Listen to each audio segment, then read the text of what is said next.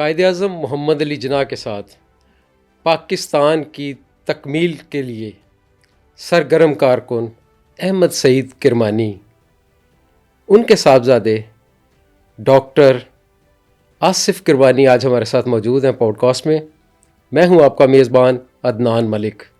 Doctor Asif Kirmani 2 دفعہ پاکستان مسلم league نواز کے ticket پر senator منتخب ہوئے تھے۔ بیسیکلی دل کے ڈاکٹر ہیں۔ دل کے ڈاکٹر کو ایسی کیا چوٹ لگی کہ وہ دل پہ لے لی انہوں نے اور پاکستان مسلم لیگ نواز چھوڑ دی، جو ان کے اپنے والد صاحب کی باقاعدہ دیرینہ جماعت تھی۔ جی ڈاکٹر صاحب۔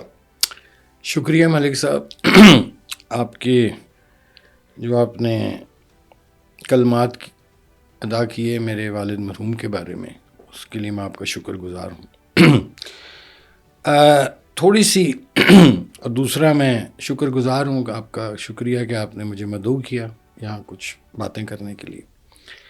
ایک تصحیح اگر آپ اجازت دیں تو کر دوں کہ والد صاحب میرے کے حوالے سے آپ نے فرمایا کہ مسلم لیگ کے درینہ، لیکن یہ وہ مسلم لیگ نون یا کاف یا شین نہیں تھی، وہ آل انڈیا مسلم لیگ تھی، جس کے صدر جو تھے وہ حضرت قائد اعظم صاحب تھے۔ تو ہمارے لیے بڑی اعزاز کی بات ہے کہ ہمارے بزرگوں نے قائد اعظم کے قدموں میں بیٹھ کر تحریک پاکستان میں حصہ لیا اور 7 سال ایک سٹرگل کی، جدوجہد کی، جس کے نتیجے میں پاکستان وجود میں آیا۔ خیر، جہاں تک آپ کی بات ہے کہ ہاں، میں نے دل کے شعبے میں، امراض دل کے شعبے میں کام کیا، امراض قلب کے 9-10 سال۔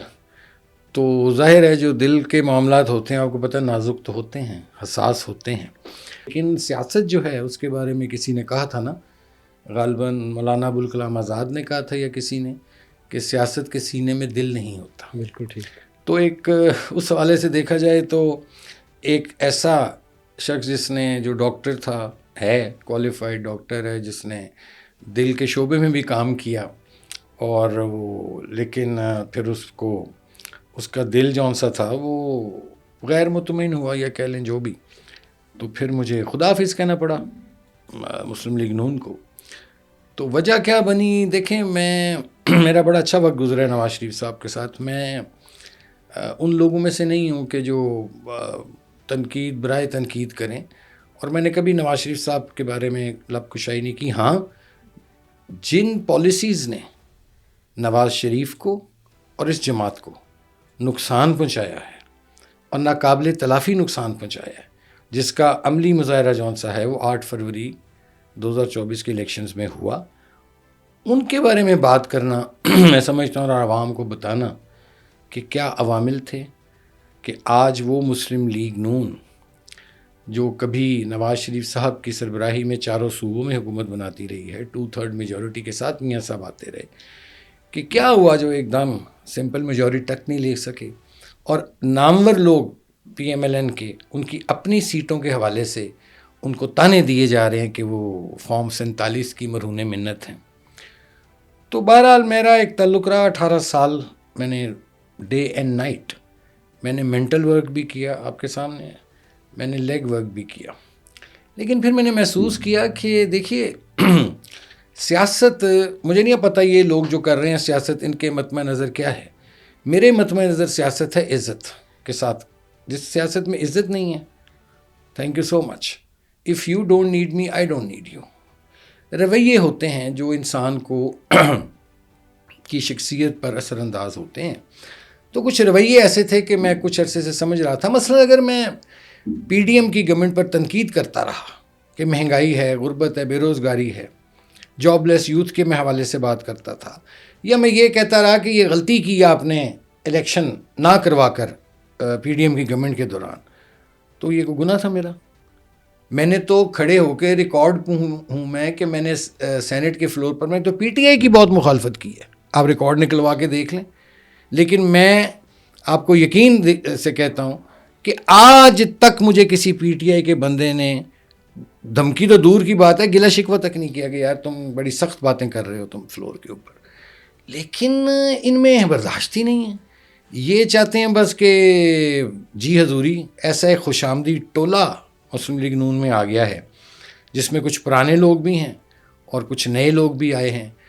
تو میرے لیے بڑا مشکل ہو رہا تھا کہ ایک منافقت کی میں سیاست کروں اور جو میرے دل میں چیز یا میرے دماغ کو اپیل نہیں کر رہی ہے.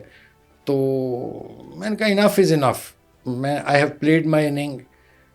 بڑی میں نے عزت آبرو کے ساتھ، حالانکہ پارٹی کے اندر سے مجھے کافی تکلیف سے گزرنا پڑا، لیکن میں نے اس وقت اگنور کیا just because of Nawaz Sharif صاحب، کیونکہ وہ بہت میرے ساتھ ان کا رویہ برادرانہ تھا، محبت کا رشتہ تھا، جو بھی تھا. لیکن میں دیکھتا ہوں کہ اس کے بعد حالات ایسے تھے کہ میں سمجھتا تھا کہ اب it's sheer waste of time. کہ دیکھیں نا، سیاست انسان کرتا ہے لوگوں کی فلاح و بہبود کے لیے. کوئی اکنامک پروگرام ہونا چاہیے. غربت، مہنگائی، بے روزگاری، آپ کا 60% پلس یوتھ پاپولیشن ہے، اس کے وہ جاب لیس ہے، اس کے بارے میں سوچنا چاہیے تھا. لیکن میں نے دیکھا یہ پاور پالیٹکس ہو رہی ہے. کبھی آپ نعرہ مارتے ہیں ووٹ کو عزت دو، پھر اسی نعرے کو 21 توپوں کی سلامی کے ساتھ آپ دفن بھی کرتے ہیں جا کے. ٹھیک ہے جی. تو آپ کو تو خود نہیں معلوم آپ کیا چاہتے ہیں. کہ آپ سوچئے کہ جو نواز شریف صاحب کا گراف 2018 میں تھا، کیوں کہ آپ کے ہاتھ میں نیریٹو تھا.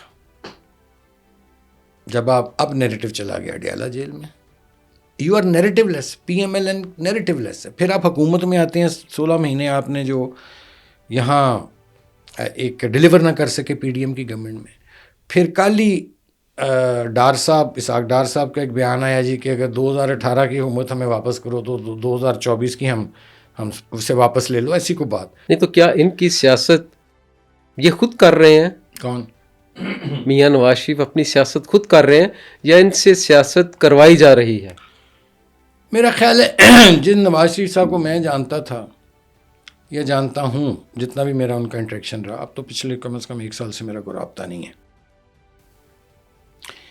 میاں صاحب ایک انقلابی اور ایک نظریاتی سیاست کی بڑی زبردست خواہش رکھتے تھے ہمیشہ، اور اس طرف میں نے ان کا جھکاؤ بھی دیکھا تھا، ہو رہا تھا. لیکن دیکھیں نا، آپ اکیلے کیا کر سکتے ہیں جب آپ کے گھر میں یا آپ کی پارٹی میں ایسے لوگ ہوں جو مزاحمت کی بجائے مفاہمت کی سیاست کرنا چاہ رہے ہوں، جو وکٹوں کے دونوں طرف کھیلتے ہوں، جو اسٹیبلشمنٹ کو بھی سلام کرتے ہوں اور میاں صاحب کے سامنے جا کے ایک اور تصویر دیتے ہوں، پکچر پیش کرتے ہوں. تو میں سمجھتا ہوں کہ الٹیمیٹلی تو جو بھی ذمہ داری ہے، چاہے لوگوں نے میاں صاحب کو کنونس کرتے تھے کہ جی آپ اب ہتھولا رکھو، یا کوئی اور تجاویز دیتے تھے یا کنونس کر لیتے تھے، تو پھر نواز شریف صاحب ان سے کنونس ہوئے نا. کہہ سکتے تھے، صدر تھے، ویٹو پاور تھی ان کے پاس. تو کیا آپ کے کہنے کا مطلب یہ ہے کہ میاں نواز شریف اب کمپرومائزڈ سیاست کر رہے ہیں؟ میرا یہ خیال ہے. کیسے؟ دیکھیں نا، آپ اب دیکھیے کمپرومائز ان دا سینس کہ جو 2024 کا الیکشن ہوا، اس میں ووٹ تو لوگوں نے آپ کو پتہ ہی ہے کہ کہیں اور ڈالا تھا. آپ کو تو سمپل میجورٹی نہیں ملی. اس کے باوجود اگر آپ کی حکومت بنوائی گئی تو وہ کمپرومائز سے ہی ہوا نا. اس کو کمپرومائز کہہ لیں، کنوینئنس کہہ لیں، جو بھی کہہ لیں، لیکن تو سب کے سامنے ہے، یہاں ہے کہ بھئی یہ ہوا ہے ایسا. اور ان کو ظاہر ہے وہ اب ان کی وہ سیاست نہیں میں سمجھتا جو میاں صاحب کی ہے. چونکہ دیکھیے میں ایک عرض کروں ملک صاحب آپ کو، قرآن پاک میں اللہ تعالیٰ نے ارشاد فرمایا ہے کہ جان، مال، اولاد، سب کچھ یہ ایک آزمائش ہے. جی. میاں صاحب پر بہت آزمائشیں آئیں اور میں سمجھتا ہوں اس میں سرخرو ہوئے، لیکن یہ اولاد کی آزمائش بڑی سخت ہوتی ہے. اب دیکھنا یہ ہے کہ کیا میاں صاحب اولاد کی آزمائش میں بھی سرخرو ہوتے ہیں. کیونکہ یہ جتنا بھی ایک آپ اب دیکھ رہے ہیں پی ایم ایل این کا سیٹ اپ، یہ ایک نیو ایڈیشن ہے پی ایم ایل این کا، جس میں تھوڑے سے پرانے لوگ بھی بلینڈ ہیں. لیکن میں سمجھتا ہوں کہ میاں صاحب نے اس جماعت کو ایک کنٹریبیوشن نواز شریف صاحب کی تھی کہ جیسے قائد اعظم کے بعد نواز شریف صاحب نے مسلم لیگ کو عوام کی اور سڑک کی جماعت بنایا. لیکن جو ان کے ارد گرد خوش آمدی ناچ کرنے والے، خوش آمدی رقص کرنے والے، بلکہ میں تو کہتا ہوں کہ اتنی خوش آمد میں وہ ناچتے ہیں کہ ناچ ناچ کر پھر ایڑی مار کر گھنگرو توڑ دیتے ہیں، اتنی خوش آمدی لوگ ہیں یہ. انہوں نے نواز شریف کو بھی ڈرائنگ روم میں واپس بٹھا دیا ہے، اس کی جماعت کو بھی بٹھا دیا ہے. کون لوگ ہیں وہ؟ یہی جو مفاہمتی ٹولہ تھا، جو یہ اڑ اڑ کے جہازوں میں لندن جاتے تھے، جنہوں نے ووٹ کو عزت دو کے نعرے کی تدفین جون سی تھی وہ اپنے ہاتھوں انجام دلوائی. ڈاکٹر صاحب آپ نظریاتی مسلم لیگی ہیں، تو آپ کو نہیں معلوم کہ یہ نظر آتی مسلم لیگ جو ہے یہ کیسے سروائیو کرے گی؟ اور وہ کون لوگ ہیں جنہوں نے میاں نواز شریف کی نظریاتی سیاست کے گرد ایسا گھیرا ڈالا ہے کہ وہ اس میں پھنس کے رہ گئے ہیں؟ دیکھیے آپ نے اچھی دلچسپ بات کی. نظر آتی نظر تو آ گیا اب الیکشن میں جو ہوا ہے. آپ آج الیکشن کروائیں، فیئر الیکشن ہو، پر آپ کل کریں جب بھی. اب پاکستان میں جب بھی کوئی الیکشن ہوگا نا تو میں اس میں دیکھتا ہوں کہ پی ایم ایل این کو بمشکل سیٹیں ملیں گی. یہ میں آپ کو بڑی آج آپ کے پروگرام میں کہہ کے جا رہا ہوں بات. چونکہ ووٹ بینک جو اس وقت ہے، whether you like it whether you don't like it، وہ اس وقت جو سا ہے وہ پی ٹی آئی کا، عمران خان کا ووٹ بینک ہے. کہیں آپ کا ارادہ تو نہیں پی ٹی آئی میں جانے کا؟ قطن نہیں. مجھے ان کی بالکل، میرا مائنڈ سیٹ اور ہے. میں گھر بیٹھا رہوں گا. ہاں میری یہ ضرور خواہش ہے کہ ایک ایسی پروگریسو کوئی مسلم لیگ اگر بنے، پاکستان پروگریسو مسلم لیگ کوئی بنے، اس کا میں ضرور حصہ ہوں گا، چونکہ میرا اوڑھنا بچھوڑنا مسلم لیگ ہے. تو شاید خاقان عباسی نے بھی تو بنا لی ہے جماعت اپنی، میں ان نے کے تو ساتھ بھی جا رہے ہیں. میں نے ان کے کچھ لوگوں کو عرض کیا تھا جب وہ جماعت بنانے جا رہے تھے، اور بھی نام نہیں آیا تھا، تو میں نے انہیں عرض کیا تھا، شاہد صاحب کو نہیں، ان کے کچھ قریبی رفقا کو، کہ بھائی اس کا نام مسلم لیگ رکھو. چونکہ تم لوگوں نے سیاست تو ساری مسلم لیگ کے پلیٹ فارم سے کی ہے، لیکن وہ پھر نہیں رکھا انہوں نے نام. اگر وہ نام رکھتے تو میں ضرور غور کرتا شرکت پر ان کے ساتھ. لیکن اگر نہیں بھی بنے گی کوئی ایسی مسلم لیگ تو میں ایک مسلم لیگی یا سابق مسلم لیگی، ایک مسلم لیگی گھرانے کے فرد کے طور پر مرنا پسند کروں. میں بغیر اس کے نہیں رہ سکتا مسلم لیگ کے ٹائٹل کے. کرمانی صاحب یہ فرمائیے گا کہ کیا مریم نواز کے گرد اب کوئی بھی سینئر بندہ نہیں ہے سوائے پرویز رشید صاحب کے، تو کیا آپ سمجھتے ہیں کہ انہوں نے ینگ جنریشن کو آگے لانے کا فیصلہ کیا ہے اور تمام بابوں سے انہوں نے بابوں کو خدا حافظ کہہ دیا؟ ان کی ایک اپنی ٹیم ہے، وہ ٹیم ضرور اپنی ایک لائی ہے، لیکن اور حرج نہیں کوئی. بلکہ میں تو یہاں تک کہتا ہوں کہ پاکستان کو چلانے کے لیے آپ کو ملک صاحب پڑھی لکھی مڈل کلاس کے نوجوانوں کی ضرورت ہے، جو جدید علوم پر اور ٹیکنالوجی پر دسترس رکھتے ہوں. یہ بابے تو ایکسپائر ہو گئے نا، ان کی شیلف لائف ختم ہو چکی ہے. یہ تو اپنی سیاست کی طبعی عمر پوری کر چکے ہیں، وہ ایسے ڈھیٹوں کی طرح چمٹے ہوئے ہیں.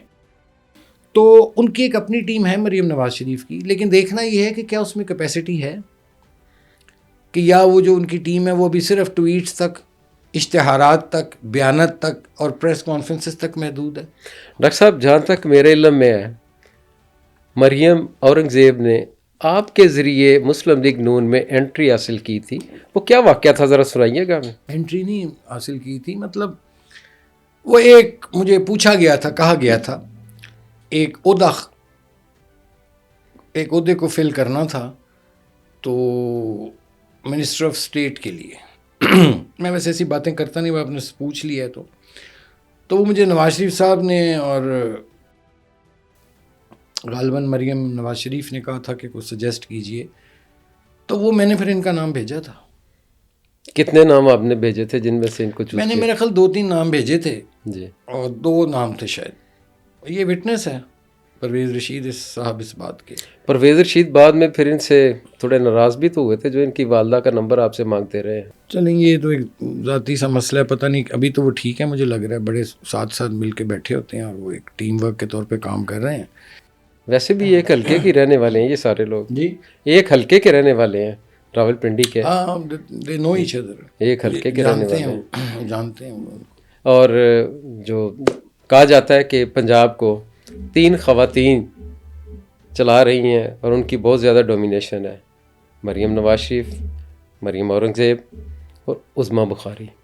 عظمہ بخاری کے بارے میں بھی یہ معلوم ہوا ہے میں کہ آپ نے ان کو میاں نواز شریف سے ملوایا تھا جب یہ پیپلز پارٹی میں تھی، ایم پی اے تھیں اس وقت. اس وقت جب یہ لوگ نون لیگ میں شمولیت کرنا چاہ رہے تھے تو وہ نواز شریف صاحب کے جتنے بھی سیاسی معاملات ہوتے تھے وہ میرے ذریعے ہی ہوتے تھے. کس نے ملنا ہے، کس نے شمولیت کرنی ہے، کس نے کیا کرنا ہے، جس میں صرف وہی نہیں اور بھی بہت لوگ تھے جو کہ ایک زمانے میں مریم نواز شریف صاحب کی ٹیم کا حصہ رہے اور پھر وہ بھی کو پارٹی میں چھوڑ چکے ہیں، غیر فعال ہو چکے ہیں.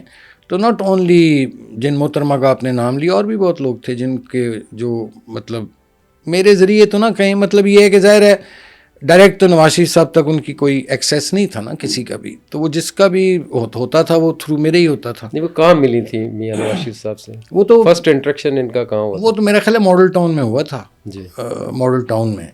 پھر اس کے بعد یہ ایک دفعہ ایک میٹنگ ہو رہی تھی وہاں اسلام آباد میں، تو وہ مجھے کسی نے پرچی لا کے دی کہ یہ باہر آئی ہیں، تشریف لائی ہیں، تو میٹنگ میں آنا چاہتی ہیں. تو میں نے پھر نواز شریف صاحب کو پوچھا تو میاں صاحب کو اس وقت کچھ میرا خیال میموری میں نہیں آ رہا تھا ان کا، تو مجھے تو کہنے لگے، تو میں نے بتایا پھر کہ، تو انہوں نے کہا اچھا بلا لیجیے. یہ اسمبلی کے چیمبر میں میٹنگ ہو رہی تھی، اپنا لیڈر آف دی ہاؤس کے کے یا چیمبر میں یہ کسی کمرے میں. لیکن وہ یہ چھوٹی باتیں ہیں، یہ سارے کافی لوگ اور بھی ہیں جو چھوڑیں پر. نہیں سنا میاں شہباز شریف بھی میاں نواز شریف سے ملنے کے لیے آپ کا وایا استعمال کیا کرتے تھے پولیٹیکل معاملات میں؟ دیکھیے، میاں صاحب کا نواز شریف صاحب کا ایک سیٹ پیٹرن تھا اور وہ ٹھیک تھا. ہاں، کوئی ان کی فیملی معاملہ جو تھے وہ تو ظاہر ہے they were free to talk to each other like they were brothers جو بھی. لیکن جو پولیٹیکل معاملات ہوتے تھے، سیاسی معاملات ہوتے تھے، وہ میاں صاحب کا سب کو یہی تھا کہ بھئی ڈائریکٹ نہیں کو میاں صاحب سے بات کرتے تھے. وہ انشباز صاحب کبھی مجھے حکم کر دیتے تھے کہ بھئی یہ ایشو ہے تو میاں صاحب سے پوچھ کے بتائیے. کبھی ڈاکٹر توقیر ان کے جو ہوتے تھے پرنسپل سیکرٹری، ان کا مجھے فون آ جاتا تھا کہ جی یہ ایشو ہے. سیاسی معاملات کی بات کر رہا ہوں کہ وہ ہاں تھرو میرے ہوتا تھا جی سب کچھ.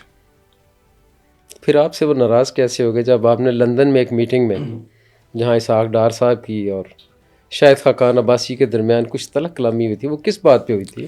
تلخ کلامی نہیں، ذرا تھوڑا سا بیڈ ٹیسٹ کہہ لیں اس کو، تلخ کلامی نہیں، ڈفرینس آف اوپینین تھا. دیکھیں، میں نے آپ کو پہلے عرض کیا نا، میں ایک کہہ لیں اپر مڈل کلاس کا آدمی ہوں. نہ تو میں کوئی صنعتی وڈیرا ہوں، نہ انڈسٹریلسٹ ہوں میں، نہ کوئی جاگیردار ہوں، نہ میری کوئی ملیں ہیں، نہ میرے کوئی مربے ہیں. میں ایک مڈل کلاس کا آدمی ہوں. اور جب نواز شریف صاحب یہاں سے تشریف لے گئے 19 نومبر 2019 کو، وہ غیر فعال رہے 4 سال. تو ظاہر ہے میں نے تو اس شخص کے ساتھ کام کیا تھا، میں بھی اتنا فعال نہیں رہا اور کچھ اور وجوہات بھی تھیں. پھر میں نے محسوس کیا کہ ان کے رویے جون سے تھے وہ بہت کولڈ ہوتے جا رہے تھے مجھ سے. اسپیشلی وہ لوگ جو کہ میرے سامنے بیٹھ نہیں سکتے تھے، وہ بھی کیا اس کو کہتے ہیں صنم خانے میں بت بنے بیٹھے ہوئے تھے. تو میں دیکھیں نا کہ ایک لفظ ہے پالیٹکس میں ڈیسنسی ہونی چاہیے. نواز شریف صاحب کو میں ایک ڈیسنٹ آدمی سمجھتا ہوں، ابھی بھی سمجھتا ہوں. مطلب میں مثال دے دیتا ہوں آپ کو. سینٹرل ایگزیکٹو کمیٹی کے نواز شریف صاحب چیئرمین ہوا کرتے تھے، میں اس کا سیکرٹری ہوتا تھا. پارلیمانی بورڈ کے چیئرمین نواز شریف صاحب ہوتے تھے، اس کا میں سیکرٹری ہوتا تھا. سینٹرل ایگزیکٹو کمیٹی کی میٹنگ ہو رہی ہے اور میں اخبار میں مجھے معلوم پڑتا ہے. یہ میں اب ان کے چہرے دکھانا چاہ رہا ہوں آپ کو. ہن تسی میری دکھتی رگ نو چھیڑتا ہے ملک صاحب تے ہن سنن گے. تو میں اخبار میں پڑھتا ہوں کہ سینٹرل ایگزیکٹو کمیٹی کی میٹنگ ہو رہی ہے. یہ اب میاں صاحب ابھی لنڈن میں ہیں. تو میں نے کہا یار میں نہیں پتا ہے تھے میں سیکرٹری سینٹرل ایگزیکٹو کمیٹی تھا. تو میں نے ایک سینئر کولیگ تھے ان کو کال کیا. میں نے کہا یار اس طرح مجھے نہیں پتا. انہوں نے کہا تھوڑا فون بند کرو میں پتہ کرتا ہوں. تو ان صاحب نے کسی سے پتہ کیا. تو بعد میں انہوں نے مجھے فون کیا اور مجھے کہا، ایک انہوں نے بڑا ایک گالی دی جو میں یہاں نہیں رپیٹ کر سکتا ان لوگوں کو، کہ جی فلاں لوگوں نے تمہارا نام نکال دیے. تو میں نے انہیں کہا کوئی بات نہیں, لیکن یہ ہے کہ کوئی ڈیسنسی ہوتی ہے, کوئی شرم ہوتی ہے, کوئی حیا ہوتی ہے, جو بڑا پی ایم ایل این کا ایک نیریٹو ہے نا یہ, کوئی شرم ہوتی ہے, کوئی حیا ہوتی ہے, کوئی فلاں ہوتی ہے. تو میں کہ یار اگر ایسی بات تھی تو مجھے کانفیڈنس میں لے لیتے. دین جنرل کونسل کی میٹنگ آتی ہے, مجھے انویٹیشن آتا ہے, یہ اسی سال کے شروع کی اوائل کی بات ہے شاید, اور میں نے اس کا جواب نہیں دیا, بس میں نے لکھا نوٹڈ. اگلے دن مجھے دوبارہ میسج آتا ہے کہ جو آپ کو دعوت نامہ ہم نے بھیجا تھا, میسج کیا تھا, اس کو اگنور کر دیں, غلطی سے تھا, غلطی سے چلا گیا تھا. I said you go to hell now, you go to hell now. اور تمہیں پتہ ہی نہیں ہے جنہوں نے پاکستان بنایا, جن کے بزرگوں نے, ان کے ساتھ تم یہ سلوک کرتے ہو. یہ 18 سال کے ایک شخص کی تم خدمات کا صلہ دے رہے ہو. کیا جرم تھا کرمانی کا؟ کرمانی نے دریاں بچھائی ہیں, کرسیاں بچھائی ہیں, سٹیج سجائے ہیں ان کے. کہتے ہیں نا سینٹ کا ٹکٹ دیے, کوئی پلاٹ سینٹ کا ایسے ایسے لوگوں کو بھی ٹکٹ ملا ہے جنہوں نے زندگی میں پہلی بار اسلام آباد کا شکل دیکھی تھی اتر کے. میرا منہ مت کھلوایا جائے. اچھا سوری میں ذرا جذباتی ہو گیا, لیکن کہنے کا مطلب یہ ہے تو مجھے کسی نے کہا ہاں ہاں تمہیں وہ دیکھو نا سینٹ کا ٹکٹ. میں کہا کنے 6 سال. میں کہا 18 جو 6 مائنس کر دے, میرے 12 سال واپس کرو, جڑا میں ڈے اینڈ نائٹ سرو کیتا, اپنی خوشی نال کیتا, اپنی خوشی سے کیا. لیکن یہ کیا بات ہے یار, آپ انسان کو اتنا سمجھتے ہیں, آپ کے کوئی ذاتی ملازم تھے ہم؟ نو. بہت میں بات کر سکتا ہوں, لیکن مجھے مارا جاتا ہے نواز شریف کا منہ ابھی بھی, کیونکہ میرا ان کے ساتھ بڑا اچھا تعلق گزرا ہے. لیکن یہ جنہوں نے ساتھ اپنے پولیٹیکل امپورٹنٹ, یہ ٹیڈی بکریاں نہیں ہوندیاں, وہ جڑے رکھے ہوئے نے, انہوں نے آج اس مسلم لیگ کو یہاں تک پہنچایا. کون لوگ ہیں وہ؟ یہ سارے وہی لوگ ہیں جن کو آپ بھی جانتے ہیں, ہم بھی جانتے ہیں, جو مفاہمتی ٹولہ, کوئی جوتیاں صاف کر رہا ہے, کوئی کیس کرتے وکٹ کے دونوں طرف کھیل رہا ہے. نام تو لینا ان کے. نہیں نام نہیں, میں آف دا ریکارڈ لے آپ مسلم لیگی ہیں, مسلم لیگ کو انہوں نے نقصان پہنچایا ہے اور آپ خاموش ہیں. یہ وہ مسلم لیگ ہے ہی نہیں یار. یہ کون سی مسلم لیگ ہے جس کے جو مرکزی عہدے داران ہیں وہ مسلم لیگ سے آئے ہیں؟ میں احترام کرتا ہوں جماعت اسلامی کا, وہ ایک جماعت ہے. پیپلز پارٹی کا احترام کرتا ہوں, وہ ایک جماعت ہے. کوئی جماعت اسلامی سے اٹھ کے آیا ہے, کوئی پیپلز پارٹی سے اٹھ کے آیا ہے. انہیں دسو جینون مسلم لیگی ہے کہ نہیں؟ ایک یا دو ہوں گے. میاں نواز شریف تو خود تحریک استقلال سے آئے تھے. چلیں خود وہ مسلم لیگ نہیں میں تھے. ان کے علاوہ بات کر رہا ہوں. حادثاتی مسلم لیگ تھی نا, جو 1985 میں بنائی گئی تھی. نہیں 1985 میں تو نان پارٹی الیکشن ہوئے, اس کے بعد ہی بنی, پھر مسلم لیگ بنی جی, جس کو جنیجو صاحب نے لیڈ کیا. پھر اس کے 2 ٹکڑے ہوئے. کس نے کیے؟ اسٹیبلشمنٹ نے, اور اس وقت میاں صاحب ان کے ساتھ تھے, اور 2 جماعتیں بنی. ایک فدا گروپ تھا اور ایک غالباً تھا جنیجو گروپ تھا, کچھ ایسا کچھ بن گیا تھا. اور وہ باقاعدہ اسلام آباد ہوٹل میں بڑا فساد ہوا تھا جی, اور غنڈہ گردی کی گئی تھی ساری. وہ سب چیزیں چھوڑ دیں, ماضی کا حصہ ہو گئی ہیں. لیکن میں چلے نواز شریف صاحب کے علاوہ بات کر رہا ہوں کہ نواز شریف صاحب نے چلو پھر مسلم لیگ کو ایک کھڑا کیا. مجھے لوگ کہتے ہیں تمہارا ابھی بھی سافٹ کارنر ہے. میں کہا ہاں ہے یار, وہ رہے گا, چونکہ میں پالیسیوں پر تنقید کروں گا, ڈٹ کر کروں گا, لیکن میں ذات پر نہیں بات کروں گا. تو وہ پھر جنیجو لیگ کا جو حشر ہوا, اور اس کے بعد جیسے آپ کو پتہ ہے وہ ساری تاریخ ہے. پھر اس کے بعد پی ایم ایل این کہلائی. اس سے پہلے پی ایم ایل این نہیں تھی. اس سے پہلے جو تھی اصل تو پاکستان مسلم لیگ قائد اعظم تھی, جو رجسٹرڈ ہے پاکستان مسلم لیگ کے نام سے. جی بالکل. کاف لیگ ایک پہچان کے لیے انہیں کہا گیا, تو کاف لیگ کے ورسز پھر انہوں نے مسلم لیگ نون بنا دی, اور اس کو نواز لیگ کا نام دیا گیا. بالکل. نواز لیگ میں جو میاں نواز شریف ہیں وہ زیادہ ایکٹیو ہیں یا میاں شہباز شریف ایکٹیو ہیں؟ نہیں, اس وقت تو بطور وزیر اعظم, حالانکہ وہ صدر بھی ہیں جماعت, صدر تو نہیں اب نہیں رہے, بطور وزیر اعظم تو وہ ایکٹیو ہیں اپنے معاملات میں. لیکن میں سمجھتا ہوں کہ اگر جماعت میں دیکھا جائے تو اب کوئی بھی ایکٹیو نہیں ہے. سارے جو ان سے ہیں وہ تو حکومت میں ایکٹیو ہیں. صرف میاں صاحب ہی ہیں نا جو حکومت سے باہر ہیں، اور وہ ویسے ہی میرا خیال ہے کہ اب اتنے انٹرسٹڈ نہیں ہیں ایکٹیو پالیٹکس میں رہے. تو باقی جماعت تو بس دیکھیں، یہ جو حکومتیں ہوتی ہیں نا، یہ جماعتوں کو جنم نہیں دے سکتی. دیتی بھی ہیں نا تو وہ بڑی شارٹ لیوڈ ہوتی ہیں چیزیں، یا جس کو کہہ لیں آرٹیفیشل. اب یہ حکومت میں ہے اس لیکن کو کہتے ہیں نظریہ ضرورت کے تحت جو ٹھیک ہے نا؟ جماعتیں بنتی ہیں. ہاں، اب یہ حکومت میں ہے جماعت مسلم لیگ نون، اقتدار میں ہے، لیکن ان کے پاس اختیار نہیں ہے. یہ ایسی حکومت ہے جس میں اقتدار ہے ہاتھ میں، اختیار نہیں ہے. تو اس کا مطلب ہے یہ پھر قبولیت کی جماعت ہوئی، مقبولیت کی جماعت تو نہ ہوئی.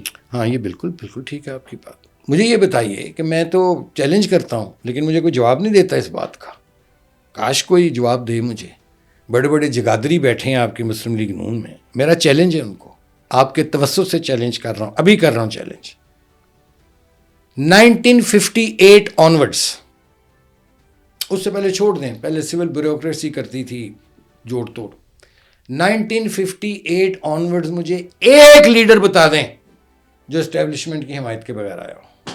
شروع ہو جائے میرے ساتھ. وہ تو کہتے ہی یہ ہیں. ایون اچھا، جب یہ اپوزیشن میں تھے رانا ثناء اللہ، پی ڈی ایم کی حکومت تھی، تو وہ کہتے تھے ہم بات ہی ان سے کریں گے جو مقتدر اعلیٰ ہیں، ہم کسی اور سے، عمران خان سے بات کیوں کریں. اب یہی بات وائس ورثہ عمران خان کہہ رہے ہیں کہ ہم ان سے بات کیوں کریں، ہم ان سے بات کیوں نہ کریں جو سب کچھ ہیں. وہ ایک شارٹ سا واقعہ ہے. وہ ایک جگہ الیکشن ہو رہا تھا تو وہ دو امیدوار کھڑے ہو گئے. ایک سرکاری امیدوار تھا، ایک اپوزیشن کا امیدوار تھا. تو وہ سرکاری امیدوار کو آوازیں کسے وہ اپوزیشن والوں کے لوگ کہ سرکاری امیدوار سرکاری امیدوار سرکاری امیدوار. تو خیر ان کا ایک سرکاری امیدوار کا ایک سینئر رہنما تھا، تو وہ جلسہ ہو رہا تھا، تو اس نے جب آوازیں آئیں کہ جی یہ نامنظور سرکاری امیدوار، تو اس نے اٹھا، اس نے کہا یار اس کے بارے میں کیا تمہیں اعتراض ہے؟ یہ کوئی کرپٹ ہے کہ نہیں؟ یہ کوئی اور کسی جرائم میں ملوث ہے؟ نہیں. تو اعتراض کیا؟ اس نے کہا جی سرکاری، یہ سرکار کا امیدوار ہے. اس نے کہا بس صرف یہ اعتراض ہے؟ اس نے کہا ہاں یہ سرکاری امیدوار ہے، دوسرا بننا چاہتا ہے. واہ. پاکستان کی سیاست میں یہی ہو رہا ہے کہ آل روڈز لیڈ ٹو روم. لیکن اب سوال اب پاکستان کی بقا کا آ گیا ہے ملک صاحب. یہ جتنی بھی جماعتیں ہیں انکلوڈنگ پی ٹی آئی، آپ اٹھا کر 2013 سے تو ہے نا اقتدار میں، وہاں کے پیچھے شروع کریں. مجھے بتائیں کہ جن لوگوں کے لیے جناح صاحب نے یہ ملک بنایا تھا، کوئی مجھے کہہ دینا، میں نہیں مانوں گا کہ نہیں جی یہ تو بنا تھا صرف ایلیٹ کے لیے. پاکستان واز کریٹڈ بائی جناح صاحب for poor and middle class. Quaid Azam کی آپ ڈاکومنٹ تقریریں اٹھا کے دیکھ لیں. جی، پسے ہوئے طبقے کے لیے، ٹھیک ہے نا، جن کو اپرچونیٹیز نہیں تھیں. یہاں کیا ہو گیا؟ یہاں گٹھ جوڑ کر دیا، یہ کلب بن گیا ان کا پولیٹیکل ایلیٹ کا، ایلیٹ کیپچر ہے ان کا. انڈسٹریلسٹ بھی اس میں ہیں 2%، یعنی 2% لوگ جو ہیں وہ 98% کو رول کر رہے ہیں. ایک تو یہ غیر فطری ہے، نیچر کے خلاف ہے، اور یہ نہیں چلے گا سسٹم. میری بات یاد رکھیے. یعنی ایک میں کیسے اسٹیبلشمنٹ پہ تنقید کروں؟ یہ حکومت جو ہے آئی اسٹیبلشمنٹ کے کندھوں پہ چڑھ کے، ان کی کوئی ساکھ نہیں ہے عوام میں، کوئی ویلیو نہیں ہے ان کی، لیکن اسٹیبلشمنٹ نے ان کا بوجھ اٹھایا ہوا ہے. کب تک؟ لیکن انہوں نے اسٹیبلشمنٹ کا یہ دفاع نہیں کر پا رہے، یا کر نہیں پا رہے، یا کرنا نہیں چاہ رہے. میں نے کہا نا یہ بڑے کھچرے لوگ نے. اسٹیبلشمنٹ نال بھی کھیڈ دے نے، اپوزیشن نال بھی کھیڈ رہے ہیں. کھیڈنا شروع کرتا نہیں نا جڑا کہنے بات چیت ہونے لگی ہے کہ کیا ہونے لگا، آغاز ہونے لگا یہ. یعنی آپ اب یہ اسٹیبلشمنٹ کے سوچنے کا وقت ہے. دیکھیں یا اس ملک میں تو پھر وہ جمہوریت لائیں جو قائد اعظم کہتا تھا، جینوئن ڈیموکریسی لے کے آئیں. اگر نہیں لا سکتے تو ان کو فارغ کریں. کیوں؟ کیا ڈیلیور کیا ابھی تک ان لوگوں نے؟ مجھے بتائیے، سوائے اپنے آپ کو ایک دوسرے کو ڈیلیور کرنے کے. مجھے بتائیے جن لوگوں کے لیے ملک بنا تھا، غریب اور مڈل کلاس کے لیے، اس کی زندگیوں میں کیا بہتری آئی ہیں؟ لوگ ملک چھوڑ کے کیوں جانا چاہ رہے ہیں؟ ہمارے ایک سینئر صحافی تھے، انہوں نے ایک موقع پر جنرل ضیاء الحق کی موجودگی میں کہا تھا کہ ہم نے جمہوریت کے لیے بڑی قربانیاں دیں. جابر سلطان کے سامنے ہم نے کلمہ حق کہا، تو پھر اسی جابر سلطان نے جب اپنی تقریر کی جنرل ضیاء الحق نے. اس نے کہا جی انہوں نے بڑی خدمات ہیں ان کی جمہوریت کے لیے, انہوں نے قربانیاں دیں, ڈکٹیٹرشپ کا مقابلہ کیا, جابر حکمران کا سامنا کیا, لیکن جابر حکمران سے پوچھ کر. یہ وہی تو ہماری تو سیاست بھی کمپرومائزڈ ہے, ہماری اپوزیشن بھی کمپرومائزڈ ہے, تو ملک کا مستقبل کیا ہوگا؟ اگر تو یہ میں بس یہ تھے مسلمان جواب دوں تو مایوسی کفر ہے. بڑا سمپلی میں آپ کو کہہ دوں گا. تشویشناک حالات ہیں, غیر معمولی صورتحال ہے, ان میں کیپیسٹی نہیں ہے. لوگ ان کو, یہ ٹرائیڈ اینڈ ٹیسٹڈ ہے. میں نے جیسے پہلے عرض کیا ان کی شیلف لائف ختم ہو چکی ہے. ان کو اب ایک تو قوم سے معافی مانگ کے گھروں میں چلے جانا چاہیے اور اللہ اللہ کریں. یوتھ صرف یہ نہیں کہ جی یہ یوتھ ہے, پڑھا لکھا, جدید ٹیکنالوجی علوم پر دسترس رکھنے والا, اپنے اپنے شعبے کا ماہر آپ کو مل جائیں گے. بڑے بے روزگار نوجوان پھرے جن کے ماں باپ کی آنکھوں کی بینائی ختم ہو گئی, ان کو تعلیم دلاتے دلاتے. ان کو لائیں, ان کی گرومنگ کریں, وہ پاکستان کا مستقبل ہے. یہ چلے ہوئے کارتوس اب پاکستان کو کچھ نہیں دے سکتے, نہ انہوں نے پہلے دیا. تو کیا آپ یہ سمجھتے ہیں کہ جوانی تجربے پہ غالب آ جائے گی؟ نہیں, ایسی بات نہیں ہے. تجربہ بھی ہونا چاہیے. تو اب اگر کسی کو موقع نہیں دیں گے تو کیسے تجربہ حاصل کرے گا؟ یہ جب آئے تھے یہ ماں کے پیٹ سے سیکھ کے آئے تھے, تجربہ لے کے آئے تھے. یہ جو موجودہ آپ کو پولیٹیکل لوگ نظر آ رہے ہیں, یہ بھی تو اسی طرح نو عمر آئے تھے نا, اور انہوں نے جو حشر کیا وہ دیکھ لیں. دیکھیں اپنی قائد اعظم میں ان میں کیا فرق ہے؟ وہ تو مثال ہی نہیں دی جا سکتی نا, وہ تو خیر ان کے تو وہ لیول ہی نہیں ہے. یہ تو کسی جوگا ہی نہیں ہے کہ اس عظیم شخص کے بارے میں بات ان کو کرے. میں ویسے کہہ رہا ہوں, کیا تھا اس میں؟ صحت اپنی خراب کی اس نے, فیملی لائف اس کی تباہ ہوئی. ٹھیک ہے جی, کیوں؟ پاکستان کو اوپر رکھا اس نے. انہوں نے اپنی ذات کو مائنس کیا, ذات کو ختم کر دیا. ختم کیا تھا تو پاکستان بنا. پاکستان بنا. اب یہ ذات کو ختم نہیں کر پا رہے. یہ ذات کو ختم نہیں کر پا رہے, یہ ان کی تو اضافہ ہو رہا ہے. اور اچھا مجھے بتائیں, قائد اعظم چاہتا اگر کسی کی جرت تھی کہ اس کے سامنے کھڑا ہو جاتا, وہ اپنے ہوتے ہوئے فاطمہ جناح کو صدر بنا کے جا سکتا تھا مسلم لیگ کا. کیوں نہیں گیا؟ حالانکہ سٹرگل بھی تھی ان کی. سٹرگل بھی تھی. لیاقت علی خان کو بنایا نا, ایک میسج تھا. اب وہ تو خیر ایک میں تو حیران ہوں وہ اس خطے میں پیدا کیسے ہو گیا. قائد اعظم جناح جو تھا وہ اس خطے میں پیدا کیسے ہو گیا, ہمارے لوگوں میں پیدا کیسے ہو گیا. وہ شخص ایک عجیب ہی وہ آدمی تھا آیا, اور شاید اللہ تعالیٰ کو ہمارے خطے پہ کوئی رحم آ گیا تھا اور انہوں نے ایک مثال قائم کرنا تھا شاید. لیکن ہم بھٹک گئے نا جی. ہم اس کے مثلاً ایک چھوٹا سا واقعہ سن لیں, یہ ڈاکومنٹڈ ہے کہ جب یہ 46 کا اور 45 کے الیکشن مسلم لیگ جیت گئی ہے, جب انٹرم گورنمنٹ بنی تھی, تو اس وقت قائد اعظم چونکہ بیمار رہتے تھے, صحت خراب تھی, تو یہ جتنے انگریزوں کے کتے نہلانے والے اور یہ یونینسٹ تھے جو ان سے, یہ مسلم لیگ میں شمولیت اختیار انہوں نے کر لی. تو قائد اعظم چونکہ اس وقت ویک ہو چکے تھے لیکن انہوں نے وارن کیا. انہوں نے کہا کہ دیکھو, وہ یہ اس وقت کی اشرافیہ جون سی تھی جس کو میں کہتا ہوں انگریزوں کے کتے نہلانے والے, اور یہ جو یونینسٹ تھے جو آگے بینڈ ویگن پہ مسلم لیگ کی. کیا کہتے ہیں قائد اعظم؟ کہتے ہیں کہ یہ اس وقت کے اشرافیہ جو کوئی زمیندار تھے یا جو بھی تھے صاحب حیثیت ثروت لوگ, ان کو کہا کہ دیکھو اب پاکستان بننے جا رہا ہے, آپ لوگوں کو اپنے طور طریقے رویے تبدیل کرنے ہوں گے, استحصال بند کرنا ہوگا غریب کا. اگر آپ اپنے رویے تبدیل نہیں کرتے تو پھر میں باز آیا ایسے پاکستان سے.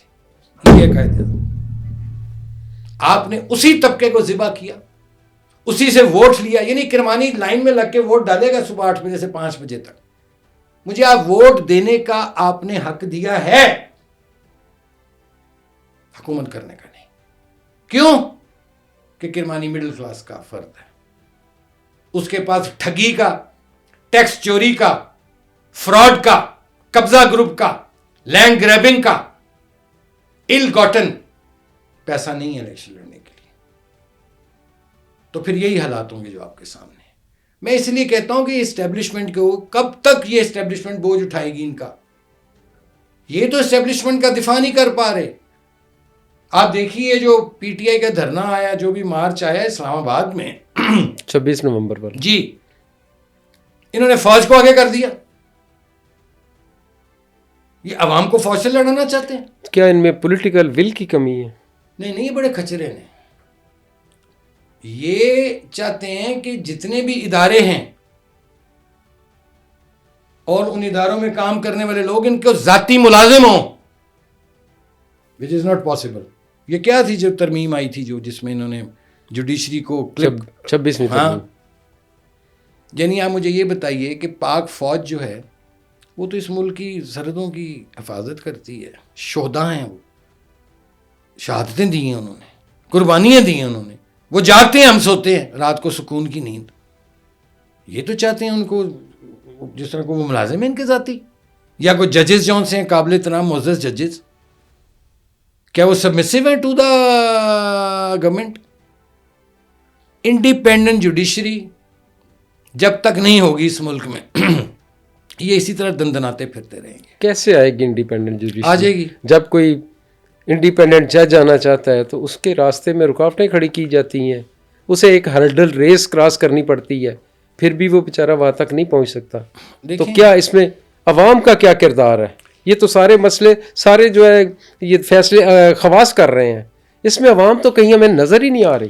ہاں تو عوام کا بھی قصور ہے نا. پھر عوام کیا کریں؟ عوام تو بے بس ہیں، عوام حکمران بے حص ہیں. عوام پھر جب ملک صاحب جب ایک شریف آدمی ان سے ووٹ لینے محلے میں جاتا ہے، ٹھیک ہے، اور اس کے مقابلے میں ایک قبضہ گروپ کا جس نے لوگوں کی یتیموں کی بیواؤں کی زمینوں پہ قبضے کیے ہوتے ہیں، وہ کالے رنگ کی گاڑی میں کالے شیشوں میں اپنی 4 آگے 4 ڈالے پیچھے لے کے آتے تو مت ووٹ دیں اس کو. شریف آدمی کو ووٹ دے دو نا یار، چینج آ جائے گی. لیکن اس وقت عوام بھی ہماری جو سی ان کی باتوں میں چکنی چپڑی باتوں میں بہک جاتی ہے، تھانہ کچہری ہسپتال یہ وہ you know what I am saying. لیکن یہ نظام یہ چلے گا نہیں زیادہ، میں آپ کو یہ بتا دوں. یہ چونکہ ان نیچرل ہے، یہ اگینسٹ دا نیچر ہے. اور اگر آپ کا سوال جیسے کوئی جواب اگر نہیں ہوتا معاملات، تو پھر نیچر اپنا پارٹ پلے کرے گی. قدرت کیا ہوا ادھر کتنی دیر چمٹی رہی ہے وہ اقتدار سے حسینہ واجد. یہ ابھی آپ بشار الاسد کو دیکھ لیجئے، سری لنکا میں دیکھ لیں. Sir it's a change world now. یہ اب سوشل میڈیا کا زمانہ ہے، لوگوں میں اویئرنیس آ گئی ہے. اب لوگ سوال کرتے ہیں، لوگ سوال کریں گے، لوگوں کو سوال کرنا چاہیے. ایک طرف آپ کہہ رہے ہیں کہ عوام جو ہے وہ ووٹ دیں ان لوگوں کو جو شریف ہیں، قبضہ گروپوں کو ووٹ نہ دیں، تو کیا عوام کے ووٹ جس صندوقچی میں ڈلتے ہیں وہیں سے نکلتے ہیں؟ اگر بھاری تعداد میں یہ قوم یہ فیصلہ کر لے کہ ہم نے ان چوروں کا، ڈاکوؤں کا، لٹیروں کا، یہ ٹھگوں کا، ٹیکسی ویڈرز کا، یہ قبضہ گروپوں کا ہم نے بائیک آؤٹ کرنا ہے، تو وہ پھر ایک ہجوم کی صورت میں نکل کے ووٹ ڈالیں. اس میں آپ گڑبڑ نہیں ہو سکے گی. لوگوں نے تو ووٹ 2024 فروری میں بھی ڈالے ڈالا، تھے. لیکن یہ چینج ہو جائے گا. یہ پھر دیکھیں، پھر میں نے وہی بات کی نا ملک صاحب، پھر قدرت کا فیصلے کا انتظار کریں. اور وہ سخت ہوتے ہیں قدرت کے فیصلے. پھر قدرت جب فیصلہ کرے گی نا، پھر اس میں آٹے کے ساتھ گھیوں بھی پستا ہے. میں اسی لیے کہتا ہوں کہ دس از ہائی ٹائم ناؤ کہ اسٹیبلشمنٹ کو سوچنا چاہیے کہ جن لوگوں کی ذمہ داری یا جن لوگوں کو انہوں نے بوجھ اٹھایا ہوا ہے، کیا وہ پاکستان کا بھی بوجھ اٹھانے کے قابل ہیں کہ نہیں. کیا ان میں خوبی ہے، ان میں کمپیٹنسی بتائیں، کیا انہوں نے ڈیلیور کیا آج تک پاکستان کو. 75 سالوں میں کر لیں. انفراسٹرکچر ٹھیک ہے، ضرورت ہے. آپ مہنگائی کا عالم دیکھیں، غربت دیکھیں، بے روزگاری دیکھیں. ایک مجھے بتا دیں کہ جب سے یہ گورنمنٹ آئی ہے، ایک مجھے ایسا منصوبہ بتا دیں یا کام بتا دیں جس سے کہ غریب اور مڈل کلاس کی زندگی میں بہتری آئی ہے یا اس کو کوئی ریلیف ملا ہے. جسٹ گیو می ون ایگزامپل. چلیں بتائیں.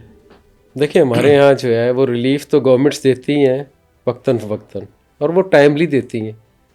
2 روپے بجلی فی یونٹ سستی کر دو 2 ماہ کے لیے، آٹا سستا کر دو 3 ماہ کے لیے، یہ سہولت دے دو سولر کی ان لوگوں کو، گیس کی سہولت دے دو ان لوگوں کو، غریبوں کو، ہاتھ ریڑیاں دے دو غریبوں کو، قرضہ دے دو 10 لاکھ تک غریبوں کو. لیکن ان جتنے بھی یہ منصوبے ہوتے ہیں ان پہ عمل درآمد کیوں نہیں ہوتا؟ کنہوں نے عمل درآمد کرنا ہے؟ اور ہر جگہ پہ ہر منصوبے پہ اپنی فوٹو لگائی جاتی ہے. آئیے دیکھیے یہ کیوں لگائی جاتی ہے؟ عوام کے ٹیکسوں کا پیسہ ہے, فوٹو اپنی ہو رہی ہے. بھئی آپ حکومت میں ہو تو حکومت کا کام کرو, عوام کے لیے کرو جو آپ کو کرنا ہے. کیوں نہیں کر رہے یہ؟ وہ ایک تو ول نہیں ہے, ول نہیں ہے. میں نے پہلے کہا تھا کہ ان کے پاس ول نہیں ہے. بالکل آئی ایگری, ول نہیں ہے. اور دوسرا ان کے پاس کمپیٹنسی بھی نہیں ہے, کیپیسٹی بھی نہیں ہے. میں نے آپ کو کہا نا کہ یہ ایک پاکستان جو ہے اس وقت انفارچونیٹلی ان لوگوں کی وجہ سے ہی انگورنیبل ہوا ہے. اس کو گورنیبل بھی کرنا ہے, اس کو لیویبل بھی کرنا ہے. کرمانی صاحب, ہم نے دیکھا کہ جب حکومتیں بنتی ہیں تو ان کے ساتھ لوگ جڑ جاتے ہیں, ان میں شمولیت ہوتی ہے.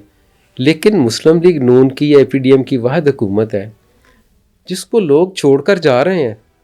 آپ نے چھوڑ دیا, شاہد خاقان عباسی نے چھوڑ دیا, مفتاح اسماعیل نے چھوڑ دیا, آپ کے کزن ہے خالہ زاد سعد رفیق, وہ بھی ڈھاما ڈول ہوئے ہیں کہ وہ کیا کریں. روہیل اصغر ہیں, وہ اس کو چھوڑنے جا رہے ہیں. لیکن جب تک یہ حکومت ہے اس کے بعد کیا ہوگا؟ یہ سینئر لوگ, ان کو کیوں نہیں منایا جاتا, ان کو کیوں نہیں واپس لایا جاتا؟ سارے ناراض لوگ بیٹھے ہوئے ہیں مسلم لیگ نون سے, الگ ہو چکے ہیں, کوئی ان کو راضی کرنے کی کوشش ہی نہیں کر رہا. تو آپ کس کا تکبر ہے؟ لیڈرشپ کا. کون سی لیڈرشپ؟ جو ہے لیڈرشپ. فیصلے کون کر رہے ہیں؟ میاں نواز شریف کر رہے ہیں, میاں شہباز شریف یا مریم نواز؟ سارے یہ لوگ جو ہیں, اور بھی ان میں لوگ جو ستے خیراں, سب اچھا ہے, کوئی نہیں فرق پہنتا جی, نعرے بجن گے. ان کو لگ جائے گا پتہ اگلے الیکشن میں, میری بات آج لکھ لیں, یہ ریکارڈ رکھیے گا پاس, ان کو لگ جائے گا پتہ اگلے الیکشن میں کہ کتنے لوگ ان کی ٹکٹ لیں گے. انہوں نے ایک جماعت کو جہاں لا کے کھڑا کیا ہے چند لوگوں نے, میں سمجھتا ہوں کہ یہ آخری حکومت ہے پی ایم ایل این کی جو دلوائی گئی ہے, آخری حکومت ہے. اس کے بعد ایک گروپ کی صورت میں ہو سکتا ہے یہاں کہیں بیٹھ بوٹ جائیں گے اسمبلیوں میں, لیکن وہ جو ایک عظمت رفتہ تھی وہ مجھے اب نظر نہیں آتی ہے. چونکہ جو لوئل لوگ تھے آپ نے ان کو دور کیا, تضحیک کی, ان کی کردار کشی تک کی اپنے ساتھیوں کی, یا کروائی, دھمکیاں دلوائیں. یہ تو الیکشن ہونے دو, ذرا آٹے دال کا بھاؤ پتہ لگے گا.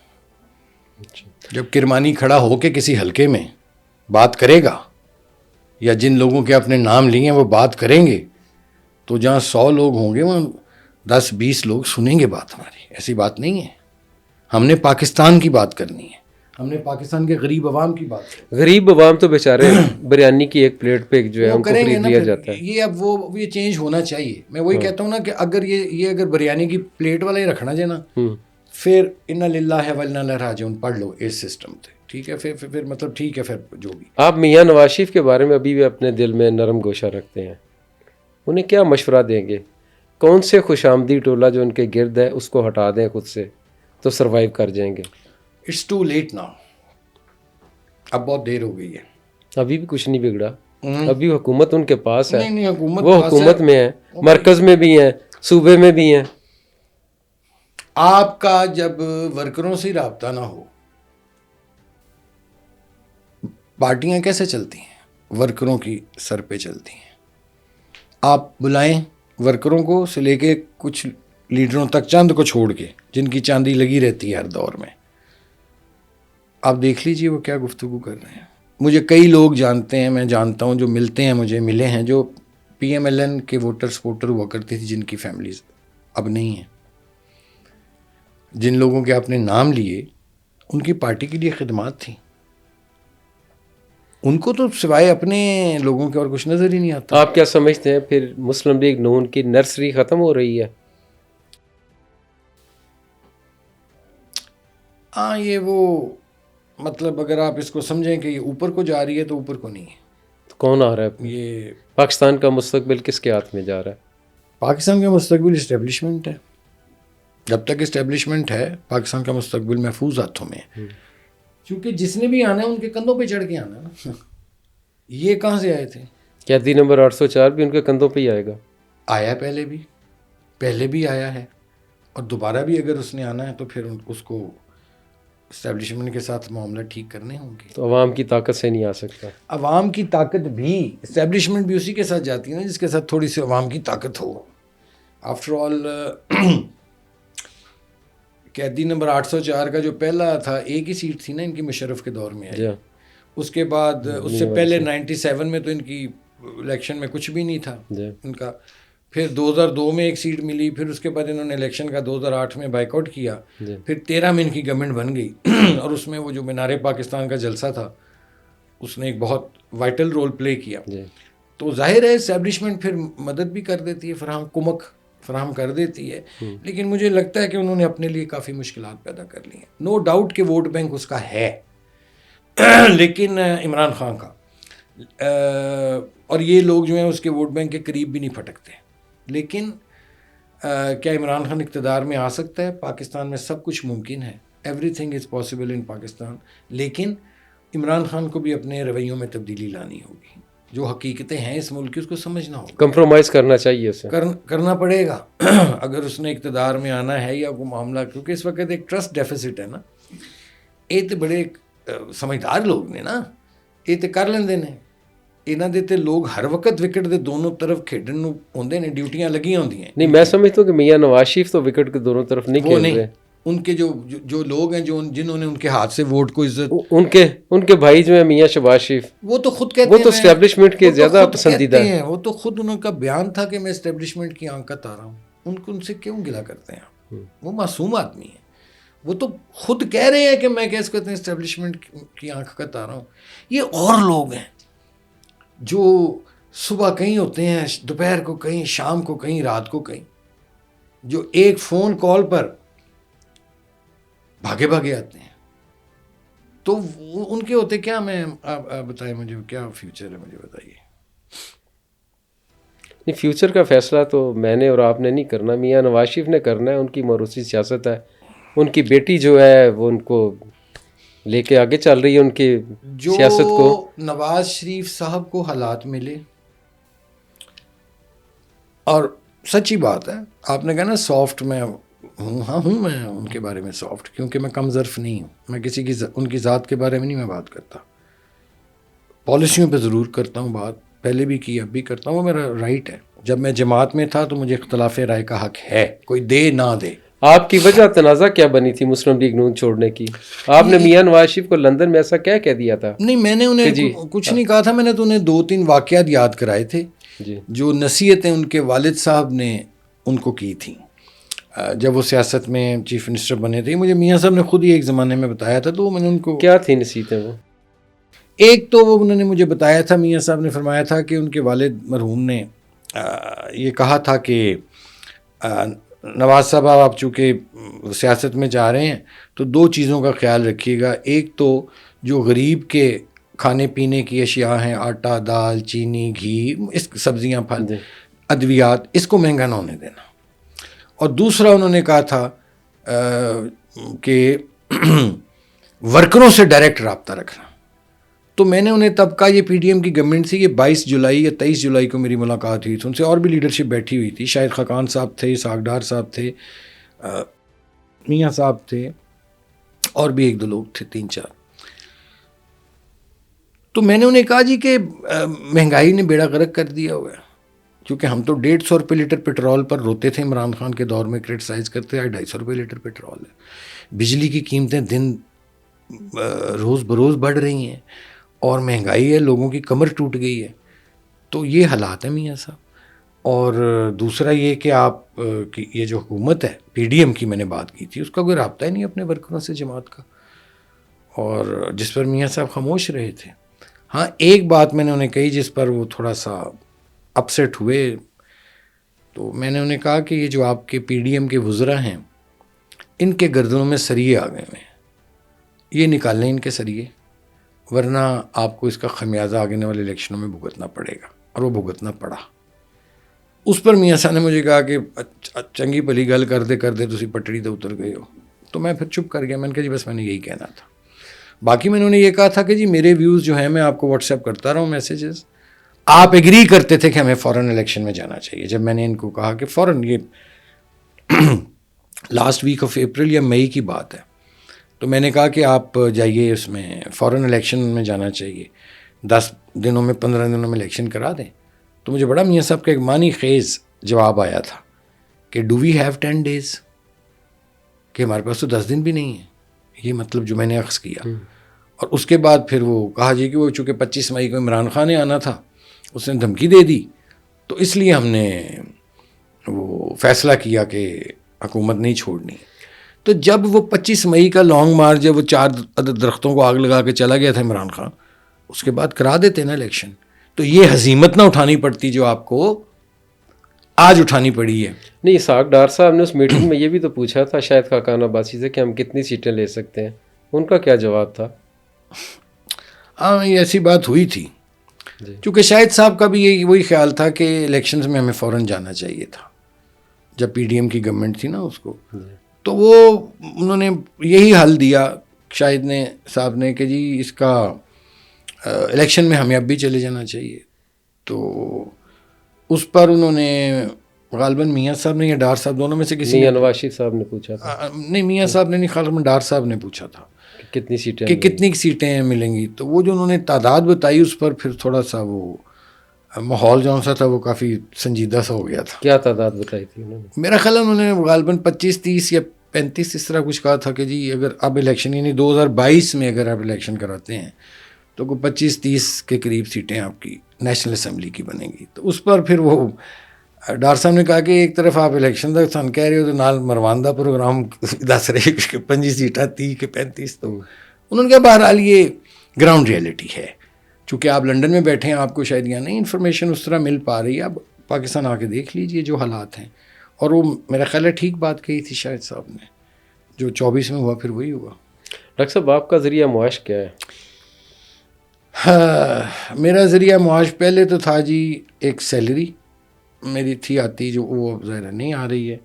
دوسرا میں نے ایک چھوٹی چھوٹی 1-2 میری انویسٹمنٹس ہیں جو میں نے کی ہوئی ہیں جس سے اللہ میری دال روٹی چلا. Foreign investment? جی فارن نہیں یار، فورن انویسٹمنٹ میں ایسے ہو گیا کہ فورن تو اور کرتے ہیں لوگ. ادھر ہی بس لوکلی. اچھا، لوکلی بس دال روٹی، اللہ نے عزت سے آبرو سے روٹی دے رہا ہے. اپنے بیٹے آفتاب کو بھی لائیں گے سیاست میں یا نہیں؟ نہیں، بالکل نہیں. اگر آنا چاہے تو آ جائے. میرے والد مخالف تھے میرے، اور میں یہ سمجھتا ہوں کہ اگر یہ 18 سال میں نے اپنے میڈیسن کی فیلڈ کو دیے ہوتے تو میں آج ملینئر ہوتا. لیکن وہ ایک شوق تھا، ٹھرک تھا جس کی ہیوی پرائس مجھے پے کرنی پڑی. اللہ کا شکر ہے پھر بھی میں نے کوئی کرپشن نہیں کی. میں ایسے ایسے لوگوں کو جانتا ہوں پارٹی میں، چھوڑے پرا. تو آج وہ فارم ہاؤسز کے مالک ہیں، ان کی بیرون ملک جائیدادیں ہیں، پراپرٹیز ہیں، ان کے جہاز بھی اپنے ہوں گے، جو بھی وغیرہ وغیرہ. لیکن اللہ تعالیٰ نے مجھے رزق حلال دیا ہے، ہمیشہ دیا ہے. ہمارے باپ نے بھی رزق حلال ہمیں دیا تھا، ہم بھی رزق حلال مل جاتا ہے، ضروریات پوری ہو جاتی ہیں. لیکن میرے والد نے مجھے کہا تھا کہ مت کرو یہ، اور انہیں ان کے الفاظ یاد ہیں. وہ کہتے تھے یار یہ مڈل کلاس ہے، لوگوں کا کام نہیں. لیکن میں نہیں سمجھا ان کی بات. تو بیٹے کو تو میں کہوں گا کہ بالکل اس طرف دیکھنا بھی نہ، لیکن اگر وہ کرنا چاہے گا تو میں کچھ. آپ کے والد صاحب نے، احمد سعید کرمانی صاحب نے، مرحوم نے، انہوں نے میاں نواز شریف کے مقابلے میں الیکشن بھی لڑا تھا شاید، اور وہ ان سے پولیٹیکل اینیمیٹی رکھتے تھے، اور آپ میاں نواز شریف کے بہت قریب ہو. چلیے ہم اپنی کیا یہ کھلا تضاد نہیں ہے؟ نہیں، تضاد نہیں ہے. میں آپ کو عرض کرتا ہوں، ہاں میرے والد صاحب کے میاں صاحب سے سیاسی اختلافات تھے. یہ 1985 سے اور اس سے پہلے تعلقات بہت اچھے بھی تھے. جی. وہ ایک لمبی داستان ہے اور چونکہ میرے جو دادا مرحوم تھے وہ جب کشمیر سے آئے تھے تو لاہور میں وہ کلثوم بی بی کے جو ننہال تھا، گاما پہلوان صاحبان کی جو فیملی وہاں ٹھہرے تھے. وہ ایک علیحدہ داستان ہے. تو نواز شریف صاحب سے میرے والد کے اچھے تعلقات تھے، مراسم تھے. لیکن بیچ میں تھوڑا سا ایک ایسا پیچ آ گیا کہ یہ فیصلہ کرنا تھا کہ جی نیشنل اسمبلی کا الیکشن جو ان سے میرے والد چاہتے تھے وہ لڑیں، اور میاں صاحب چونکہ بھی نیو کمر ہیں تو ایم پی کا الیکشن وہ لڑ لیں. لیکن میاں صاحب دونوں سیٹوں پہ لڑنا چاہتے تھے. یہ 85 کے الیکشن نان پارٹیز کی بات کر رہا ہوں. اس پر پھر وہ ایک مخالف امیدوار تھے، تو والد میرے تو پھر نہ کھڑے ہوئے، لیکن ایک مخالف امیدوار تھے ایم پی اے عبید اللہ شیخ. میرے والد نے ان کو سپورٹ کیا. جب بعد میں نون لیگ میں بھی وہ پھر شامل ہو گیا. یہ تو کریکٹر ہے ان کے بھائی بھی پھر نون لیگ میں. یہ کریکٹر ہے ان کا، ٹائر شاعر کا کوئی کام تھا ان کا. جی. تو وہ میرے والد ان کے جلسوں میں جاتے تھے اور وہ ان کی مخالفانہ تقریریں کرتے تھے، جو کہ بنیادی طور پر میرے والد ضیاء الحق کے مخالف تھے. صحیح. تو لیکن یہ ضیاء الحق کے اس وقت گود میں لوگ بیٹھے ہوئے. ضیاء الحق سے کیا مخالفت تھی والد صاحب کی؟ میں عرض کرتا ہوں. تو وہ ایک واقعہ پھر ہوا کہ وہ بول چال تک بند ہو گئی. پھر اس میں مجید نظامی صاحب نے بھی صلح کرانے کی کوشش کی، وہ ہو بھی گئی. تھوڑے تعلقات ایک سوشل کہہ لیں سماجی تعلقات بحال ہو گئے، لیکن سیاسی معاملات میں میرے والد نہیں ان کے قریب آئے. جب میں نے P M L N join کرنی تھی تو انہوں نے ویسے مجھے کہا تھا کہ سیاست تمہارا شعبہ نہیں ہے، چھوڑو پرا یار، میڈیسن کرو یہ وہ. لیکن مجھے شوق تھا تو، لیکن ان کی پھر میں نے اجازت لی. میں نے انہیں کہا کہ اس طرح میں شامل ہونا چاہتا ہوں. تو انہوں نے کہا ٹھیک ہے اگر تمہارا ارادہ ہے کر لو. لیکن نواز شریف صاحب نے آج تک یا میں نے ان کو، ہم نے کبھی کوئی اگر کوئی بیچ میں ان پلیزنٹ واقعہ ہوا تھا میرے والد اور میاں صاحب کے درمیان، وہ نہیں ہم نے اس کو زیر بحث آیا ہی نہیں کبھی. اور یہ میں سمجھتا ہوں کہ اور میرا ان سے بہت ایک تعلق غیر معمولی بن گیا تھا. تو سیاست میں ہوتا رہتا ہے، اونچ نیچ آتی رہتی ہے. لیکن ضیاء الحق کے میرے والد اس لیے خلاف تھے کہ وہ سمجھتے تھے کہ یہ ایک تو یہ ہی از ناٹ کمپیٹنٹ آدمی نہیں ہے، اور دوسرا یہ تھا کہ جب میرے والد قاہرہ میں ایجپٹ میں سفیر تھے ذوالفقار علی بھٹو صاحب کے دور میں، تو اس وقت کچھ میں نام نہیں لوں گا، کوئی جوائنٹ ایکسرسائزز تھیں جو ایک یورپین ملک اور کر رہے تھے وہاں.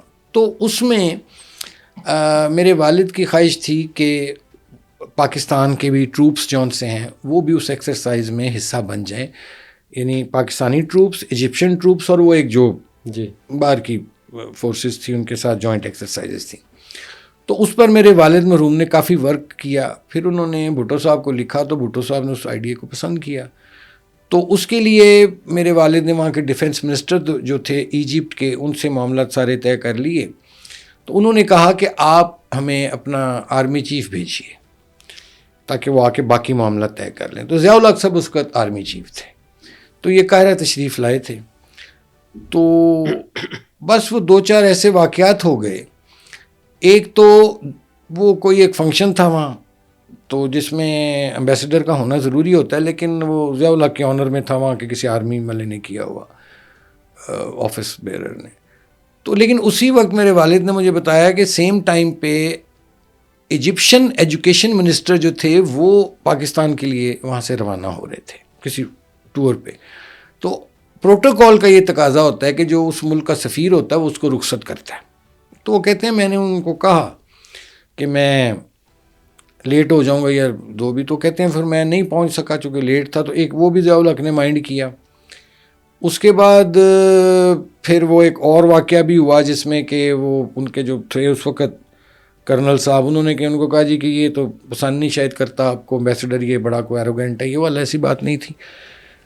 قصہ کو ہوتا کہ وہ جو ایکسرسائزز تھیں، وہ جو وہاں کا جو آرمی چیف اور ڈیفنس منسٹر تھا ایجپٹ کا، اور وہ جو دوسری ایک غیر ملکی ایک تھی، جب ان کی میٹنگ ہوئی تو اس کے بعد وہ میرے والد کو کہا گیا جی کہ ہم سوری کرتے ہیں کہ ہم نہیں پاکستانی ٹروپس کو اس میں اکاموڈیٹ کر سکتے. تو میرے والد نے اس نے کہا جی کہ وہ آپ کا جو جنرل صاحب آئے تھے کوئی اتنا کنونس نہیں کر سکے ہمیں کوئی. تو میرے والد نے ایک لیٹر لکھا تھا ذوالفقار علی بھٹو صاحب کو، شاید ابھی پڑھا ہوگا فارن آفس میں اگر ریکارڈ جلا نہیں دیے گئے. تو بھٹو صاحب نے ذرا خفگی کا حالانکہ میرے والد سے ان کی دوستی تھی، تو انہوں نے لیکن کہا یار یہ کیا ہوا ہے، تم تو کہتے تھے کہ سب کچھ تیار ہے. تو میں نے اپنا آرمی چیف بھی بھیجا اور وہ کیوں نہیں ایکسرسائزز میٹیریلائز ہو سکی ہمارے ٹروپس کے ساتھ. تو وہ میرے والد نے جہاں وجوہات لکھی ہیں انہوں نے ایک فقرہ لکھ دیا تھا جو ضیاء الحق صاحب کے لیے ہضم کرنا بڑا مشکل ہو گیا. تو میرے والد نے لکھا تھا کہ پرائم منسٹر بھٹو کو کہ sir you sent a general with soft arms. وہ ایک ٹونٹ تھا اس پہ کہ بھائی جرنیل تو ہونا نا بڑا سخت ہے وہ بھٹو صاحب نے غالباً ضیاء الحق کو دکھا دیا. پھر میرے وہ جو ایجیٹیشن چلی تھی پھر میرے والد نے ریزائن کیا 1977 کی جو PNA کی موومنٹ تھی تو اس پر ان کے خلاف کیسز بھی بنائے گئے. تو ضیاء الحق صاحب چلے گئے ادھر فارن آفس ایک دن 3 سفیروں نے استعفے دیے تھے ایک ایئر مارشل رحیم ایک جنرل گل حسن اور تیسرے میرے والد نے. تو کیسز ان پہ بھی بنا دیے تھے بھٹو صاحب نے. تو وہ جب فارن آفس میں ضیاء الحق صاحب گئے ٹیک اوور کرنے کے بعد تو کسی نے پوچھا جی کہ وہ امبیسڈرس کا کیا کرنا ہے. انہوں نے کہا کون سا امبیسڈر. اس نے کہا جی ایک وہ ایئر مارشل رحیم. اس نے کہا چھوڑیں جی کوئٹ کریں فوراً. اس نے کہا جی وہ جنرل گل حسن. ان کے وہ ex army chief quit. Who's the third. اس نے کہا جی احمد سعید کرمانی. کہنا سینڈ ہم ٹو دا دلائی کیمپ. خیر خود وہ دلائی کیمپ تو نہ بھیج سکا خود اللہ کو پیارے ہو گئے. تو وہ ایک کچھ بیڈ ٹیسٹ ہو گیا ہوا تھا. اب جرنیلوں کی بات ہو رہی ہے تو کرمانی صاحب اگر آپ جواب دینا پسند کریں یا جب جنرل باجوہ کا سلیکشن ہونا تھا اس وقت پہلے میاں نواز شریف سے پہلے آپ کو اپروچ کیا تھا. آپ کو جب اپروچ کیا گیا تو آپ نے کیا جواب دیا تھا؟ آئیے مجھے جو صاحب ملے وہ ایک بڑے نیک شریف آدمی تھے ہیں.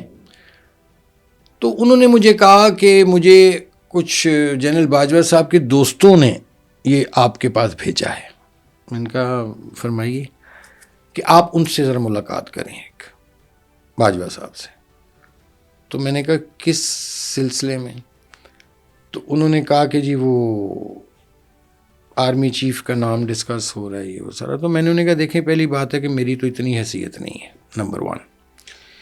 دوسرا کہ نہیں کسی کو پتہ نہیں چلے گا خاموشی سے جائیں گے آئیں گے. میں کہ نہیں ایسی بات میں کرتا نہیں ہوتا اور اگر میں نے ملنا بھی ہوگا تو میں پرائم منسٹر صاحب کی نالج میں لا کے ملوں گا. جی. لیکن جس مقصد کے لیے ملنا چاہ رہے ہیں ان کے دوست کہہ رہے ہیں باجوہ صاحب کے کچھ دوست تھے جن کے ذریعے وہ بات میرے تک آئی تھی ناٹ فرام باجوہ صاحب. تو میں نے کہا اگر میں ملنے کا فائدہ ان کو کوئی نہیں ہوگا کیونکہ میرے سے تو شاید نہ کو پوچھے لیکن اگر خود از خود انہوں نے مجھے پوچھا تو میں ان کے بارے میں رائے دے دوں گا کہ جی اچھے آدمی ان کو کر دیجئے. لیکن اگر میں ملوں ان سے اور اس کے بعد ان کی توقع میں اضافہ ہو جائے اور وہ نہ ہو سکے تو وہ ایک خام خواہ ان کے ذہن میں خیال آئے گا کہ یار کیا سی انہیں کم نہیں کرا سکیا. میں ایک بات کر رہا ہوں. تو وہ میں پھر نہیں گیا تھا. لیکن بعد میں جب وہ آرمی چیف بنے تو انہوں نے آپ کو کسی موقع پہ روک کے ٹونٹ بھی کیا تھا. ٹونٹ نہیں کیا تھا مجھے پتہ نہیں یاد ہوگا کہ نہیں. یہ سینٹ میں آئے تھے بریفنگ دینے. اس کے بعد لنچ تھا تو وہ دروازے میں کھڑے تھے. تو میں جب گزرنے لگا میں نے کہا پہلے رش ہے گزر جائے. پھر وہ لوگ وہاں کھڑے ہوئے تھے تو میں نے کہا میں اکیلا ہال میں رہ گیا ہوں. تو میں نے بھی جب گزرنے کی کوشش کی تو انہوں نے مجھ سے بڑھ کے میرے سے السلام علیکم لی. میں نے بھی لی اور مجھے یاد نہیں کچھ انہوں نے اچھا ہی فقرہ بولا میرے بارے میں اچھی ہی بات کی کوئی. تو بس وہ ہے شارٹ انٹریکشن تھی. اس کے علاوہ میں نہیں. باقی وہ آتے تھے جب آرمی انہوں نے سنا کہا تھا کہ you did a good job. ہاں کچھ ایسی بات تھی شاید کہ وہ میرا خیال وہ میں اب سمجھتا ہوں وہ تھا چونکہ یہ کشمیر کے الیکشنز تھے نا جون سے گلگت کے چونکہ وہ اس وقت تھے آتا انڈر ان کے آئی تھنک جو پنڈی کور ہوتی ہے نا اس کے انڈر آتا ہے یہ کشمیر وغیرہ کا. تو وہ غالباً اس حوالے سے وہ کہہ رہے تھے چونکہ وہ اس الیکشن میں نے جان ماری تھی بڑی تو شاید اس حوالے سے انہوں نے کوئی ایسی بات کی. بہرحال اینی وے یہ حصہ ہے. ہمارے ملک میں مختلف سانحات ہوتے رہے ہیں اور آج کل کا جو سانحہ ہے نئی ہماری جنریشن کے لیے وہ تھا 9 مئی. کیا ایسا سانحہ ہونا چاہیے تھا؟ بڑا ظلم ہوا ہے یہ. دیکھیں انڈیا پاکستان کا ازلی دشمن ہے. وہ نہیں یہ کر سکا آج تک. اپنے ہی لوگ اپنی ہی فوج پر حملہ آور ہو جائیں جی یہ تو ناقابل برداشت ہے, ناقابل تصور ہے. دیکھیں فوج نے شہادتیں دی ہیں, عوام نے بھی دی ہیں, سیکورٹی فورسز نے دی ہیں. پاکستان کے پاس مجھے بتائیے اگر فوج کمزور ہوتی ہے پاکستان کی, کس کو فائدہ ہوگا اس کا؟ انڈیا کو, دشمنوں کو ہمارے ہوگا نا فائدہ. تو یہ کس قسم کے ہمارے پاکستانی تھے جو اپنی فوج پہ چڑھ دوڑے. بھائی اختلاف کرنا ہے, احتجاج کرنا ہے, کرو. اب یہ 26 نومبر کو بھی تو آئے ہو نا, ایک طرح کا پرامن احتجاج تھا. صحیح, مجھے نہیں کوئی نظر آیا ان میں سے کسی نے کوئی ایسی بات 9 مئی والی کی. لیکن پی ٹی آئی کا تو دعویٰ ہے کہ ان کے کارکنوں پہ گولیاں چلائیں گئیں. حکومت کہتی ہے کہ بتائیں کہاں کس سننے پہ میں گولی آیا. دیکھیں فوٹیجز موجود ہیں. اب آج کل تو پتہ بھی نہیں لگ رہا ملک صاحب کہ وہ ایک ویڈیو بناتے ہیں, پیچھے آوازیں اس میں ڈال دیتے ہیں, وہ پتہ بھی نہیں چلتا کہ یہ واقعی گولی چل رہی ہے یا گولی ڈالی گئی ہے. آرٹیفیشیل انٹیلیجنس کی ٹیکنالوجی استعمال ہو رہی ہے. اس کا اب جیسے وہ دعویٰ کرتے ہیں جی کہ اللہ نہ کرے جی 200 بندہ مارا گیا, لیکن آن ریکارڈ جون سا ہے وہ بیرسٹر گور نے 12 کہے ہیں, اور جو ان کا leader of the opposition in senate اس نے 13 لوگ کہے ہیں. 200 بڑی تعداد ہے اگر ہیں تو یہاں تک تو میں کہتا ہوں کہ وہ لائیں سامنے, ان کی کوئی لواحقین کو لائیں, کوئی ڈیڈ باڈیز کو لائیں, پھر دکھائیں نا. ایسی بات ہے. میرا خیال یہ ایک پروپیگنڈا ہے, ایگزیجریٹ بڑا کرتی ہے یہ, میں نے دیکھا ہے یہ پروپیگنڈا کے ماسٹر ہیں اور گالم گلوچ کے بھی ماسٹر ہیں یہ جو سوشل میڈیا ہے نا پی ٹی آئی کا. لیکن اب اس کو مات دے دی ہے نون لیگ کے میڈیا نے, سوشل میڈیا نے. وہ گالم گلوچ میں 10 ہاتھ آگے چلے گئے ان سے. اچھا, اتنی وہ غلیظ گفتگو کرتے ہیں سوشل میڈیا پر. کچھ ان کے پیڈ صحافی بھی ہیں جو کہ نون لیگ کے, جو کہ ذرا سی کوئی بات کرو تو اس پر وہ ابیوسو ہو جاتے ہیں لینگویج. تو وہ جو رکھی ہے نا پی ٹی آئی نے, کہتے ہیں نا گالم گلوچ کی بنیاد رکھی ہے, کہتے ہیں اس کو بام عروج تک پہنچا دیا نون لیگ کے جو سوشل میڈیا کے لوگ ہیں. اور ان کو خوشی ہوتی ہے کہ کریں نا تنقید ذرا, تو دیکھیں نیچے ذرا. نہیں تو یہ اس ٹرینڈ جو انہوں نے شروع کیا ہے دونوں پارٹیوں نے, اس کا مستقبل کیا ہوگا؟ مستقبل اس کا یہی ہے کہ ان دونوں کو راہ راست پر آنا ہوگا. دیکھیں نا آج ایک مفروضہ ہے, آج عمران خان کی اسٹیبلشمنٹ سے انڈرسٹینڈنگ ہو جاتی ہے, یہ فارغ ہے بھائی. ان کو تو اٹھایا اسٹیبلشمنٹ نے ہوا ہے نا, یہ بوجھ ہے بہت بڑا ہے, ایکسیس بیگیج اٹھایا ہوا ہے. اب ان کے پاس چوائس کوئی نہیں تھی. کیسے عمران خان سے ان کا سمجھوتا ہو جائے؟ عمران خان کی تو پارٹی میں خود ٹوٹ پھوٹ جا رہی ہے. اگر میں کہہ رہا ہوں اگر بالفرض, میں نے ایک مثال دی ہے, بالفرض دیکھیں ووٹ تو اس کا ہے, میں اللہ پی ٹی آئی کا ووٹر نہیں ہوں, لیکن ووٹ ہے اس کا. نہیں, ہم سمجھتے ہیں کہ عوام اس کے ساتھ ہیں, لیڈرشپ اس کے ساتھ کوئی بھی نہیں ہے. لیڈرشپ ہے ہی کوئی نہیں, مخلص ہی نہیں ہے. اور لیڈرشپ کتنے یہ دسو, یہ ساری پارٹیاں جتنی ہیں 1 مین شو ہیں. چاہے وہ پیپلز پارٹی, اس میں بھٹو فیکٹر ہے, ٹھیک ہے نا جی, بلاول صاحب ہیں یا زرداری صاحب کہہ لیں, ادھر نواز شریف صاحب ہیں اور عمران خان ہے. یہ تو 1 مین شو پارٹیز ہیں نا. بلاول بھٹو کا مستقبل کیسا دیکھ رہے ہیں؟ وہ سینسیبل ہے, میں نے دیکھا. اور پھر میں نے جو دیکھا ہے نا وہ ملنے میں وہ متکبر نہیں ہے. ہی از ویری پلیزنٹ اینڈ مجھے ہمبل لگتا ہے. وہ ظاہر ہے فرم ہونا چاہیے, لیکن مجھے جو میری ان سے شارٹ 2-3 دفعہ انٹریکشن ہوئی ہیں زرداری صاحب سے بھی, I found them humble people. وہ ہمبل لوگ ہیں. انہیں تو مفاہمت کی سیاست کا بادشاہ کہا جاتا ہے. بادشاہ بھی کہا جاتا ہے, لیکن ان میں ہیوملٹی جو ہے, ہمبلنس ہے, میں نے جو دیکھی ہے. وہ ویسے بھی ایک سندھ کا کلچر ہے کہ سندھیز آر ہمبل پیپل بنسبت دوسروں کے. لیکن میں اس کا دیکھتا ہوں فیوچر بلاول کا. اگر انہوں نے کوئی غلط شاٹ نہ کھیل دی, ابھی تک تو وہ ٹھیک ہی کھیل رہے ہیں, لیکن مصیبت یہ ہے نا کہ اب پنجاب میں ان کی پارٹی کا وجود نہیں ہے, اور مرکز میں حکومت بنانے کے لیے پنجاب میں کچھ نہ کچھ تو ہونا چاہیے نا. اب پنجاب میں تو ووٹ جون سا ہے وہ تو ہے پی ٹی آئی کا, آپ کو اچھا لگے برا لگے. دیکھیں نا ساؤتھ پنجاب کے اب اور حالات ہیں, وہاں peoples party and P T I ہے. اپر پنجاب میں چلے جائیں پوٹھوا ریجن میں, وہاں بھی پی ٹی آئی کا زور ہے, ٹھیک ہے نا جی. سینٹرل پنجاب ڈیوائیڈڈ ہے. تو اسی لیے تو میں کہتا ہوں نا کہ یہ اگلا الیکشن جو ہوگا وہ ان کو آٹے دال کا بھاؤ معلوم ہوگا. چونکہ ہاں اگر یہ کوئی عوام کی زندگیوں میں بڑی کوئی تبدیلیاں لے آتے ہیں ایسی کہ مہنگائی میں, اب دیکھیں نا جھوٹ کتنا بولتے ہیں ان کے وزراء, غور کریں ذرا. یعنی کہ شرم بھی نہیں آتی ان کو جھوٹ بولتے کہ جی مہنگائی 4% ہو گئی ہے. نہیں کیڑی مہنگائی کی گل کر رہے ہیں. نہیں وہ کہتے ہیں نا اسٹاک ایکسچینج ہماری ریکارڈ توڑ رہی ہے. اسٹاک ایکسچینج سے عوام کو کیا ملا ہے؟ بجلی سستی ہوئی ہے, چینی سستی ہوئی ہے, آٹا سستا ہوا ہے, پیٹرول سستا ہوا ہے, وہ تو دعوے یہی کر رہے ہیں. گھی سستا ہوا ہے. اوہو اسٹاک مارکیٹ, کتنے لوگ ہیں اسٹاک مارکیٹ میں؟ اس دن کو ٹی وی پہ بتا رہا تھا کہ 1.5 لاکھ شاید لوگ ہیں اس سے وابستہ, ٹھیک ہے نا جی. اب 1.5 لاکھ لوگوں کو, اور ایک طرف باقی جو کروڑہ لوگ ہیں جو غربت کی لکیر سے نیچے گرے پڑے ہیں, ان کو اسٹاک مارکیٹ کیا دے رہی ہے کہ جناب مجھے بتائیے آپ.